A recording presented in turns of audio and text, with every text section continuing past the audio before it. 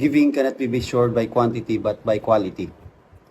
In Luke chapter 21, verse 1 to 4, it says, Jesus saw some wealthy people putting their offerings into the treasury, and he noticed a poor widow putting into small coins.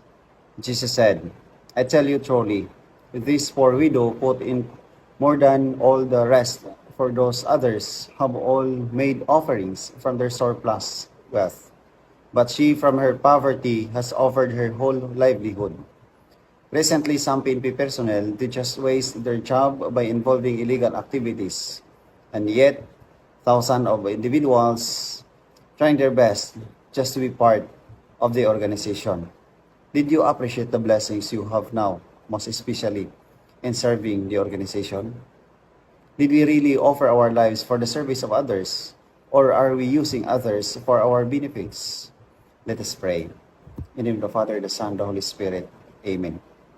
Heavenly Father, we come before you thanking for the blessings that we have, most especially the opportunity to serve the people through the PNP organization.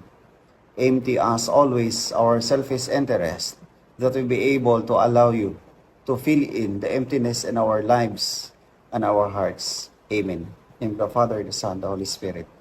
Amen.